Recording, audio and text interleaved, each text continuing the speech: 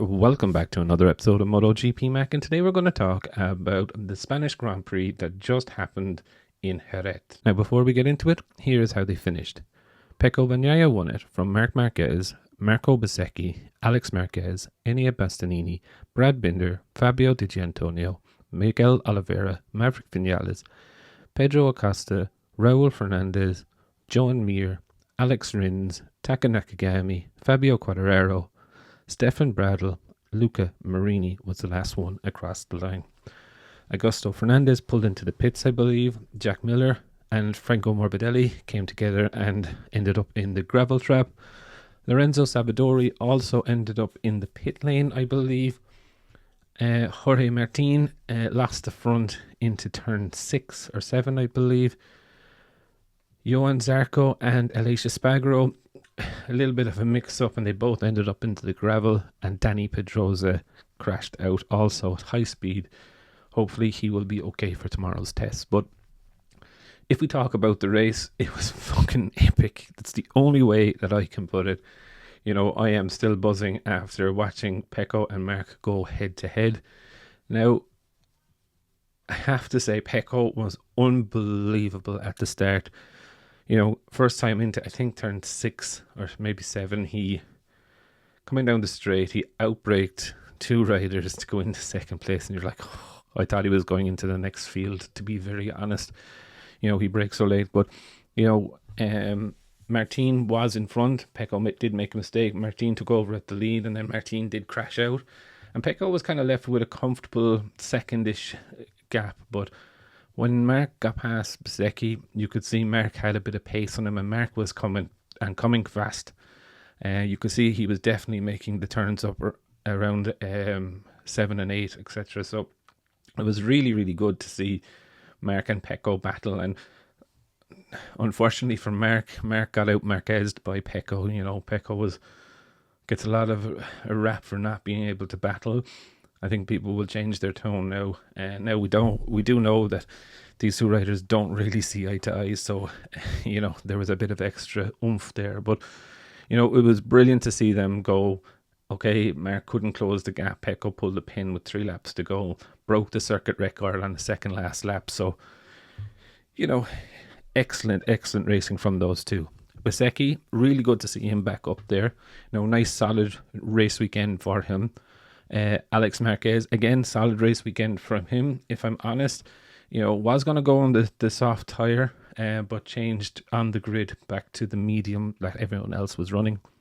Enea Bastianini, a bit of an understated weekend, an understated race. He was there, but not really going to trouble anyone.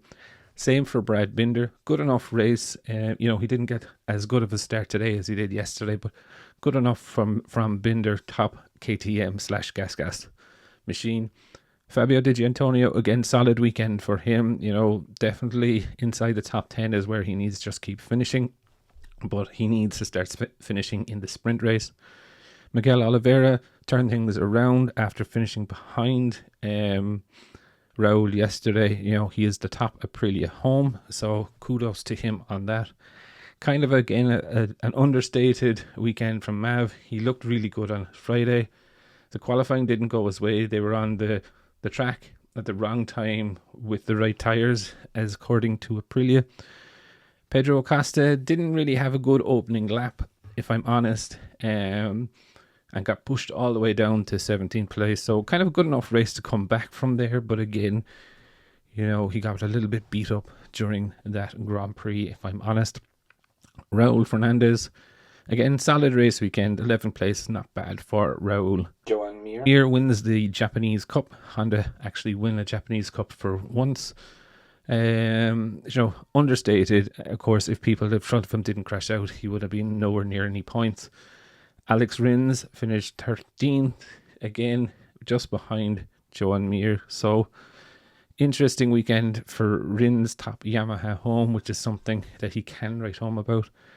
Taka Nakagami, again, okay, solid race. You know, again, it's 14th place, not really where you expect him to be. Fabio Quartararo, 15th place, kind of a bit of a disaster of a race weekend for him. Yes, he did well in the sprint yesterday. I know he got done for tyre pressures, but still, look, he was fighting for the champagne on the track anyway, which is a bonus for them. Stefan Bradl running the new updated Honda that we're going to see tomorrow for all the other riders. Interesting that he is beating Luca Marini home. You know, a very, very worrying state of affairs if you're battling with the test rider. That's just my opinion. I don't know what other people think. Augusto Fernandez jumped the start, double long lap penalty.